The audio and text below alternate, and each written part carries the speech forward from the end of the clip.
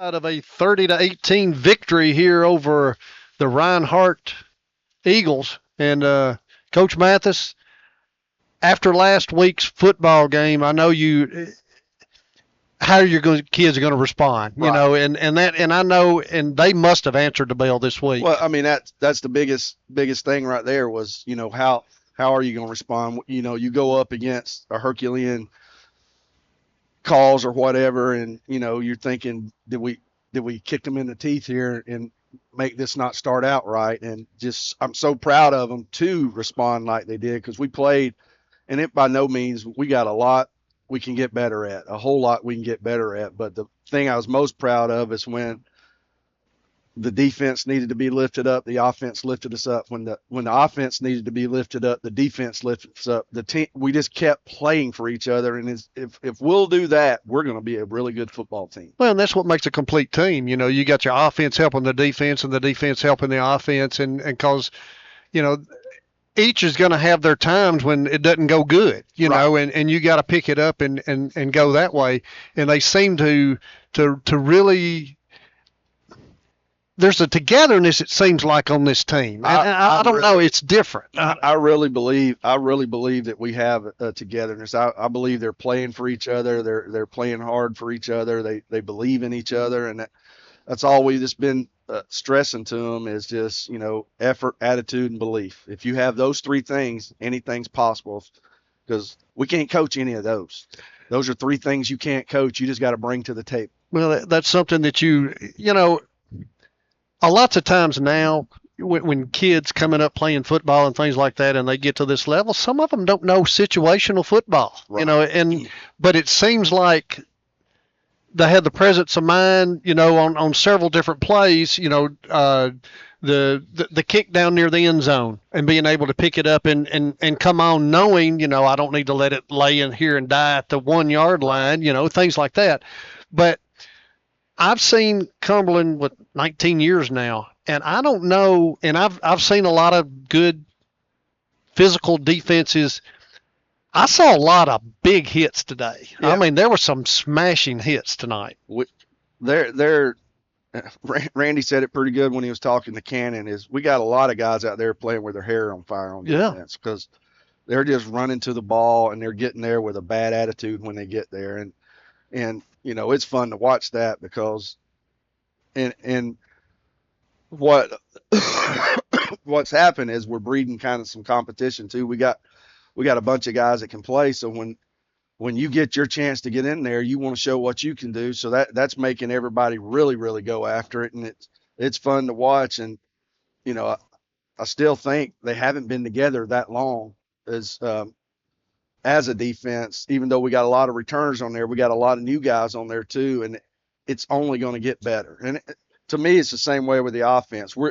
We missed a lot of things that were a read here, a read there, that we just got to get better at. That we moved the ball pretty good at times. It's just we made some critical mistakes. They kept trying to give us a game, and by God, we didn't want to take it. Yeah. But we finally did. We finally did take it, and three phases of the game, special teams more or less won the game for us there, and took control of the game, which is something that we hadn't had in the last 2 or 3 years. But just having a break on special teams where good things happen if you hustle. Well, punting the football, you had 6 punts, but you averaged over 40 yards on those punts. And then when you flip the field like that takes a lot of pressure off your defense. And they work hand in hand, special teams, offense, defense, and that seems to be going the right way. When you came into the football game tonight, and I don't know what kind of week you had in practice or anything like that, but when you came into this game tonight, I know that we need this game. Yes. We need this game after coming off a team like that, because it's Cumberland, or you know what I'm getting at. A lot of people are, even these NAIA procrastinators or whatever, they're like, they picked Reinhardt to beat us. It's like, they're not worth crap. Yeah. They got beat 65. We probably got beat by one of the top 5 best FCS teams in the country. Exactly. And, that's just something I preach to them all the time, is we got to worry about our bubble. Don't worry about all the noise and stuff from the outside. And we take care, you got to have a good practice. And it's just about picking people up. Our assistant coaches did a great job this week. Heck, I was at one day of practice. I had COVID.